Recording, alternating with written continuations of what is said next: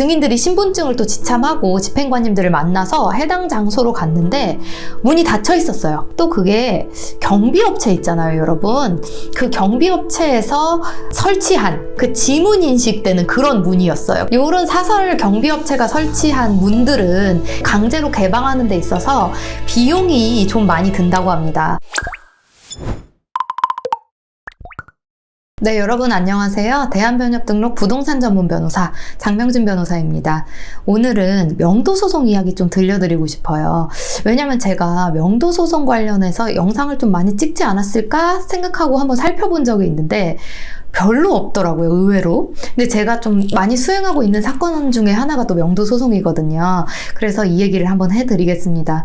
명도소송은 우리가 그냥 명도소송이라고 이야기하긴 하지만 명도는 이제 안 쓰기로 한 용어이고 인도라는 표현이 법적으로 맞기는 합니다. 그래서 우리가 소호 제기할 때 보면 부동산 인도 청구회소 등으로 일단 접수가 됩니다. 명도소송이라고 제가 편의상 칭할게요. 여러분들도 명도소송이 친숙하실 단어일 것 같습니다.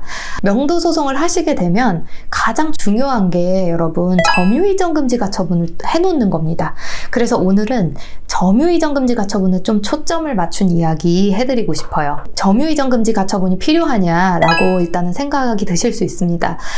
점유이전금지 가처분은 피고, 그러니까 점유자들을 좀 고정해 놓는 역할을 해요. 그래서 여러분 우리가 민사소송에서 원고가 돼서 소를 제기한 다음에 피고에 대한 판결을 받았다 라고 하면 집행을 누구한테 할 수 있나요, 여러분? 당연히 그 피고한테 할 수 있습니다. 그런데 만약에 우리가 이런 소송을 하다가 임차인들이 다른 사람들한테 몰래 그 가게를 넘기고 떠나버려요. 그래서 우리는 예를 들어서 6개월에 걸친 명도소송에서 돈도 들이고 시간도 들이고 에너지도 들여서 승소를 했는데 막상 거기를 이제 비우는 집행을, 이제 강제 집행을 해야 될 때가 되니 판결문에 피고로 나와 있는 사람이 아니라 엉뚱한 사람이 거기를 점유하고 있는 거예요. 그렇게 되면 집행을 못하게 됩니다. 왜냐하면 그 판결문상의 피고가 아니기 때문이죠.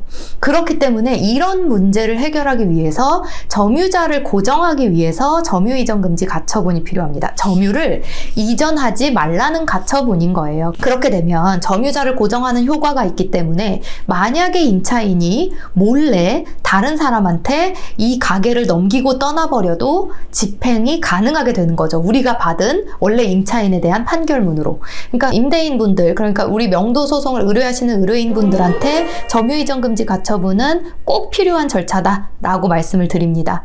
그리고 여러분, 점유이전금지 가처분이 집행이 어떻게 되냐, 이것도 좀 궁금하실 것 같아요. 그래서 이거는 집행관님들께서, 그러니까 법원에 소속되어 계신 집행관님들이 그 장소로 방문을 하셔서 만약에 필요하다면 문을 따고 들어가서, 만약에 문을 똑똑했는데 문을 열어주면 문을 딸 필요는 없습니다. 그런데 사람이 없을 수도 있고 열쇠 해주시는 분들이 같이 와서 이제 문을 따고 들어가야 되는 경우들도 있습니다. 그러면 우리 집행관님들이 들어가서 그 장소에서 이제 누구누구에 대해서 알려준다. 이거는 요 지금 현행 상태로만 이용할 수 있고, 그리고 남한테 이거 점유를 이전하는 걸 금지한다. 요런 취지의 이제 고시를 붙이게 됩니다.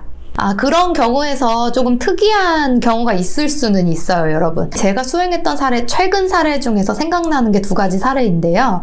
한 가지는 이제 우리 집행관님들하고 가처분 때는 증인이 2명 필요하거든요.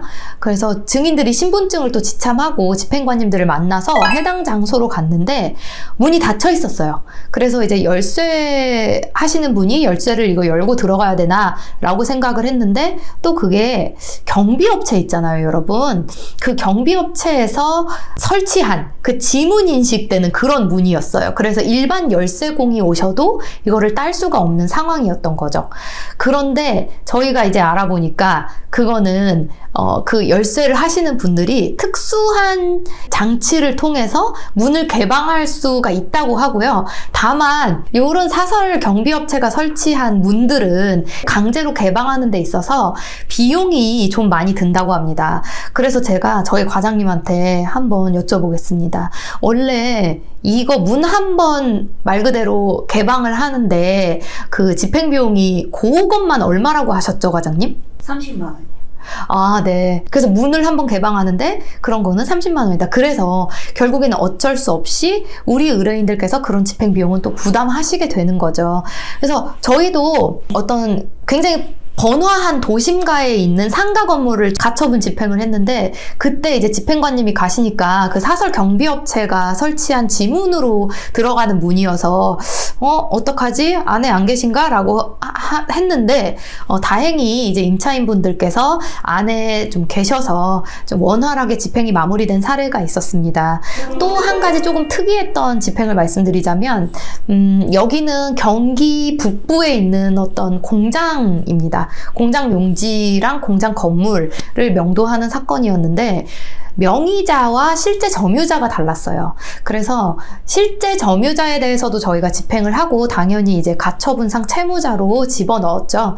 근데 이제 집행을 할 때 보니 명의자는 당연히 집행이 되는데, 실제 점유자로 우리가 채무자로 잡은 분, 이제 그분에 대해서는 그분의 흔적을 발견해야만 가처분 집행이 된다. 이제 집행관님께서 이제 그렇게 말씀을 하시면서, 그래서 이제 다 뒤져보니 너무 다행히도 그분의 이름으로 와 있는 이제 우편물들을 발견할 수 있었습니다. 그래서 그 우편물들을 보고, 이 사람이 실제 점유자가 맞는 거구나. 이제 이 정도 판단이 돼서 가처분 집행까지 무사히 완료했던 경험도 있습니다.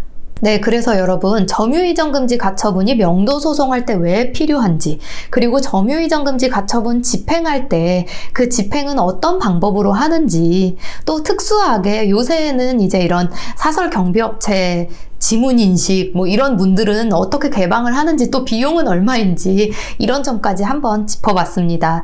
네, 오늘은 이렇게 점유이전금지 가처분에 대한 설명 한번 드려봤는데요. 명도 소송을 준비하시는 분들께 도움이 됐으면 좋겠습니다. 네, 그러면 오늘 영상은 여기서 마치겠습니다. 좋아요와 구독도 부탁드릴게요. 감사합니다.